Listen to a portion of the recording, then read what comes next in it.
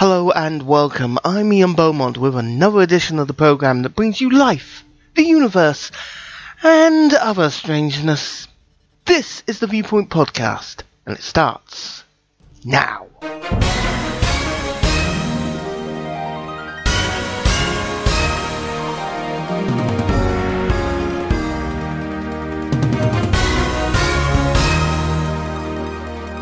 Welcome to the program. Thank you for downloading and listening to this podcast. I'm going to begin with next year's US presidential election. Yes, it wasn't that long ago we had the congressional elections, but due to the nature of how the US political system works, elections are practically 2-year-long processes. And since the term of office in the US House of Representatives is just 2 years, that means every representative of the people is permanently in an election cycle, and with all the fundraising and palling up to lobbyists and speeches and planning the campaign and all the other stuff they do for each election, it's frankly amazing that they find any actual time to go to Washington DC to actually do the people's business at all. The process is the same for every position, from the US president all the way down to members of the local school board. Every candidate has to seek the nomination of their party, whether that be the major parties such as the Democratic Party or the Republican Party, or one of the minor parties. Yes, there are some, such as the Green Party, the Libertarian Party, or the Conservative Party. You can have a candidate declare as an independent, but they rarely do well. And nobody is immune from being challenged, not even the president. Don't believe me? It happened in the run-up to the 1980 presidential election. There, the incumbent, Jimmy Carter, faced 3 official challenges from within his own party to retain the nomination for the presidency. The challenges were Senator Kennedy of Massachusetts, Governor Jerry Brown of California, and former Governor Cliff Finch of Mississippi. Jimmy Carter eventually won the nomination after a bitter campaign and a nasty convention, but would end up losing the presidency to Ronald Reagan. So far, nobody has officially announced they are standing, but we've had indications on the Republican side from Rick Santorum, aka Rick Sanatorium, Mitt Romney, Mike Huckabee, and Jeb Bush that they are exploring the possibilities. Hillary Clinton is a favourite on the Democratic side, but again, nobody has indicated they are going to stand yet, and there is a movement to have Elizabeth Warren seek the nomination, either as a Democrat or as part of a Green Dream progressive ticket with independent Bernie Sanders. How likely any of these are is unknown at this stage, but we will keep an eye on developments and let you know what happens right here on the Viewpoint Podcast. It seems Nigel Farage is looking for opportunities for easy interviews. He doesn't get them from the BBC, ITN or Sky, so he is going transatlantic and going on Fox News Channel to get some easy opportunities for comment and an easy ride from interviewers there. Last week he made an appearance on their business show, Your World with Neil Cavuto, and made comment on the Charlie Hebdo terrorist attack in Paris, blaming it on uncontrolled immigration and multiculturalism. This week he returned to the airwaves of Fox News, this time on Sean Hannity's show, to talk about the rise of radical Islam, as the graphic claimed. In that interview, he claimed that parts of Britain operated under Sharia law, and that parts of Paris and other major French cities were no-go areas to non-Muslims. Now this coming on just days after Steve Emerson claimed that Birmingham was an entirely Muslim city, did absolutely nothing for its credibility. I mean, let's face it, Farage's credibility is already at full negative. He can't go any lower. But such blatant falsehoods, pandering to the Fox News audience, do nothing but increase his chances of becoming a paid contributor after the election this year. It certainly doesn't make him, or his party, any more electable.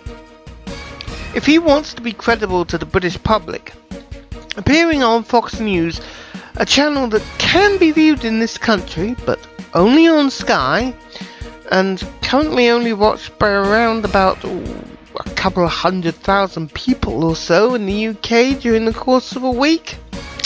Well, it's not the way to go.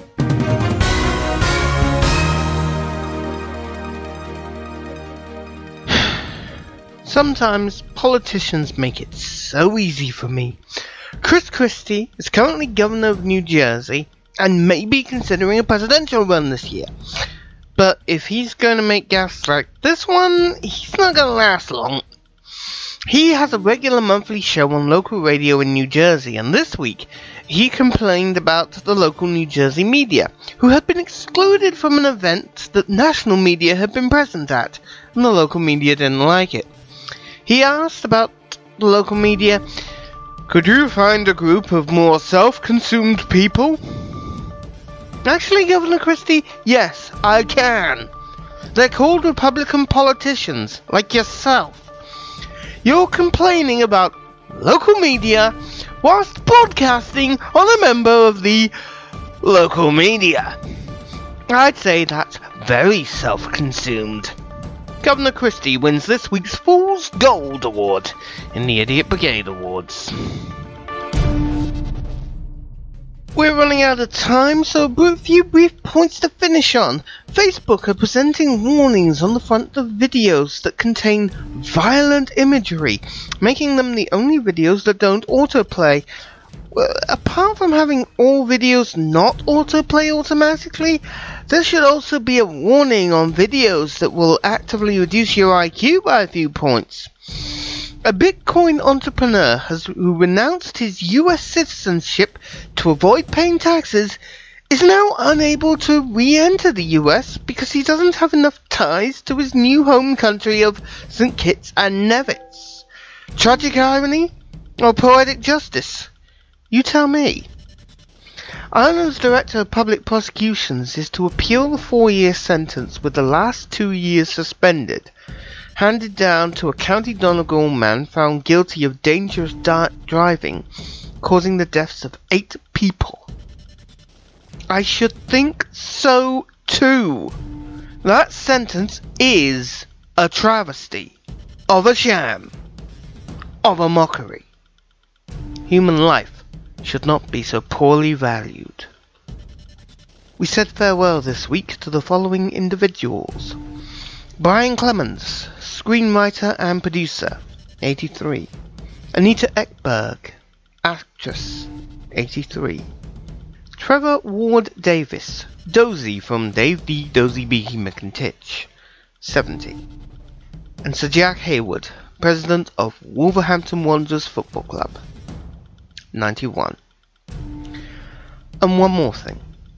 Check out an article on the New Statesman website by a good friend of mine, Margaret Corvitt. She's an activist and writer, and her latest article on feminism, men's rights, and the real problems that men face is one of the most intelligent and balanced articles I've seen in a long time. The link is on the blog at cityprod.blogspot.com and also on the Facebook page, facebook.com/the Viewpoint blog. That's Viewpoint. Hope you enjoyed the podcast. Keep up with my thoughts on various stories throughout the week on the Viewpoint blog, which you can find at cityprod.blogspot.com. Please consider supporting my podcast by going to the podcast page, cityprod.podbean.com. Make a donation via the donate section on the left-hand column, powered by PayPal, and help support independent, non-corporate media like this podcast and keep it commercial free. You can also listen to me live and direct every Monday at 4 PM UK time on the Source FM, which you can find online via the sourcefm.co.uk, the UK radio player, the iTunes radio directory, the TuneIn radio app, tunein.com, and the Wonder Radio app from Weather Underground. I hope you will join me next week for another Viewpoint. Till then, thanks for listening. Stay sharp. Stay tuned.